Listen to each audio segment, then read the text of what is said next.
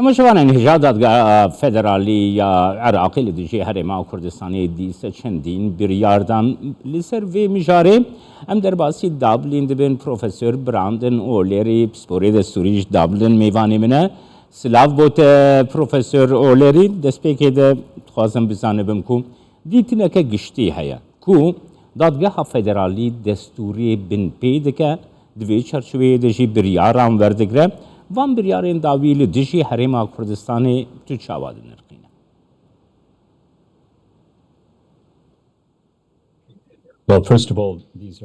پێش هەموو شتێ ئەمە یاسایەکی بڕیارێکی نوێ نییە و دادگاکە کە ئەم بڕیارەی داوە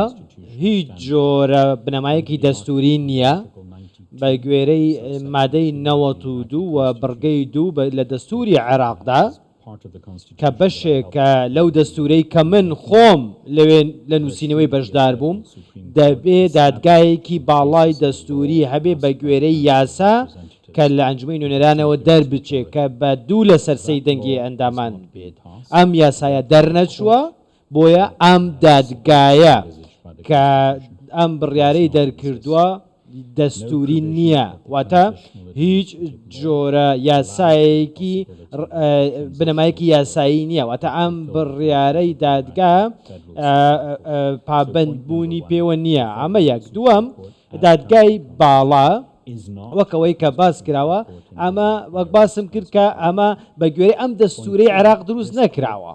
ئەمە خاڵ یەکەم خاڵی دووەم ئەو بڕیارەی کە داویەتی لەبارەی نەوت و گازی هەرێمی کوردستانەوە ئەو یاسای نەوت و گازە بوونی هەیە و بە گوێرەی دەستوری عێراقە لە هەرێمی کوردستان و بە دڵنیاییشەوە ئەمە دەڵێم ئێمە من خۆم لەوێ بووم من ئەگەر بکرێ ئەمە بدرێتە دادگایەکی لە دەرەوە و لە دەرەوەی عێراق لە دەرەوەی دادگایەکی ئەوروی با بڵین دەیسەلمێنێ کە بابەتی نەوت و غاز لە هەرێمی کوردستانە بە تەواوی یاساییە و هیچ پێچەوانی دەستوری عێراقی نییە ئەمە دوو واتە نەوت و گاز بە هیچ شێوەیە بەشێک نییە کە لە دەسەڵاتی حکوومەتی فێدراڵی ئەوەی بە مادەی 115 بە هەمان شێوە باس لەوە دەکا کە ئەگەر هەر یاسایەک دژی یاخود لەگەڵ یاسایەکی هەرێمی لەگەڵ هی فێدراڵ بەریەک کەوتن ئەو کاتە هی پارێزگا و هی هەرێمەکە سەردەکەوێ واتە دەستی باڵا لای ئەوە ئەمە یاسایەکی دیکە بۆیە هیچ یاسایەکی عێراقی نییە بۆی کە بێت دژی ئەم مافەی خەڵکی عێراق بۆستێتەوە واتە یاسای نەوت و غازی هەرێمی کوردستان دەستکەوتێکی زۆر باشە و هەنگاوێک لە پێش عێراقەوەیە و بڕیارێکی زۆر باشی داوە و بە ئاڕاستەیەکی یاسایی باش چوەتە پێشەوە و ئێستا ئەو ناوچانەی کە نەوتی لێ دەردەهێنرێ من پێم وانە و نابینم کە هیچێکی نایاسایی بێ بۆیە بۆ عێراق نەهاتووە کە برێز ئۆلەری دخوازم بپرسم کو گاواکو ئەف دادگەه بریاران دەردەخە ئالۆزیە لە عێراقی پەیدا دەکە ئالۆزیە ناوبەینا هەولێر و بەغداد پەیدا دەکە ئالۆزیە ناوبەینا کۆنسنسوسا جواتیدە یعنی ئاشتیا جواتیدە دروست دەکە یعنی کریارە vê dadgehê duwarî dadwerî de tu çawa de nerqîne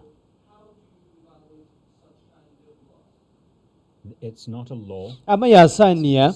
ئەمە بڕیارێکە کە هیچ جۆرە بنەمایەکی یاسایی نییە بناغەیەکی دەستوری یاسایی نییە ئەمە سیاسیە بڕیارێکی سیاسیە واتە زۆر خراپیشە چونکە ئەمە ئەو پەیوەندیەی نێوان حکوومەتی عێراق و حکوومەتی هەرێمی کوردستان تێک دەدا گرنگە کە جەخت لەوە بکرێتەوە کە ئەو بڕیارە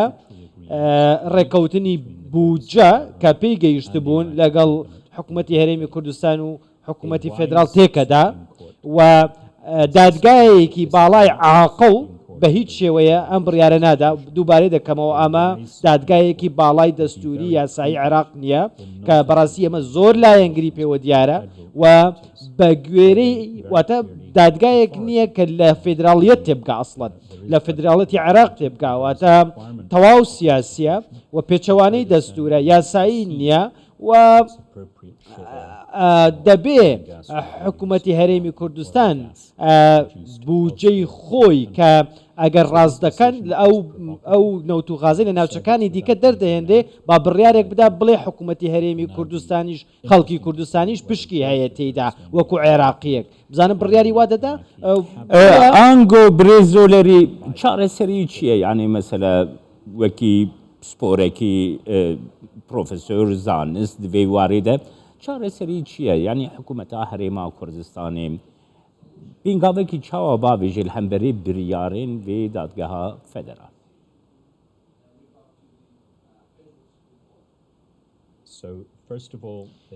پێش هەموو شتێ نابێ ئەسڵەن دان بەو دادگایە دابنێن ئەمە یەک و تا ئەو کاتەی کە دادگایەکی باڵای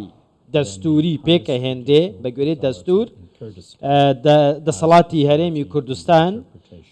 خۆی ئەتوانێت ڕاوە بکە بۆ یاسای نەوتوغازی خۆی دوو دەبێ کێشەکانیان لەگەڵ حکوومەتی بەغدا بە شێوی سیاسی چارەسەر بکەن و بگەنە ڕێککەوتنێک لەگەڵ پارتەکانی دیکە لە بەغا و کاتی ئەوەیە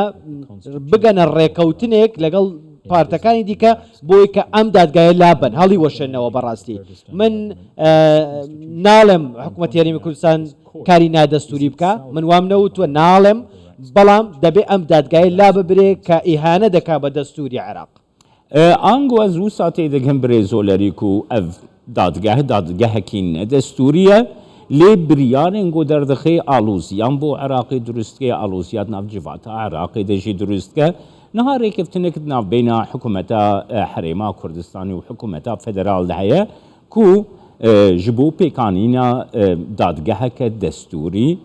ku ev pêngav biçê parlamentoya Iraqê di navbêna şeş mehan de vê pêngavê tu veke çareseriyekî baş dibînê birêzoler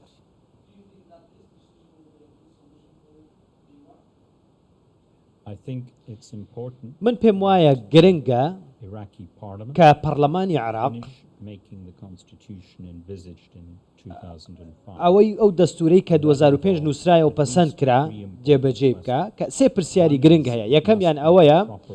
دەبێ دادگایەکی باشدا بنێ کە بە گوێرەی دەستورەکەی خۆی بێ کە بتوانێت ڕێز لە هەموو عێراق بگرێ و خەڵکی عێراقیش ڕێزی لێ بگرێ ئەمە زۆر گرنگە سێەم و دەبێ ژوورێک دروست بکە تایبەت لە هەموو پارێزگاکان و دەبێ وەڵامی مادەی 140 دەستوریش بداتەوە واتە بواردن نییە هەرچیت پێ خۆش بێ جێبەجێ بکەی هەرچیت پێ خۆش نەبێ پشتگوێی بخەی عێراق ئێستاوا دەکات بۆیە ئەوەی کە کردوویەتی بەڕاستی زۆر بێمانایە بڕیارێکی زۆر بێمانایە زۆر سیاسیە و هیچ دەستوری نییە هیچ بنەمایەکی نییە بۆیە ناکرێ باوەڕ بکەی کە ئەم بڕیارە لەلایەن دادوەر دادگایەکی عاقڵانە و ژیرەوە دراوە و کە لە یاسا تێبگاوە لە موزاییکی پێکەوژیان لە عێراق تێبگا کە بە بڕیارەکەی ئەمە ئەم موزایکە تێکەدا بەڕاستی سپاسیاتت کەم پرۆفەسۆر براندێنۆلەری پسپۆری دەستوریش دابلن میوانێمە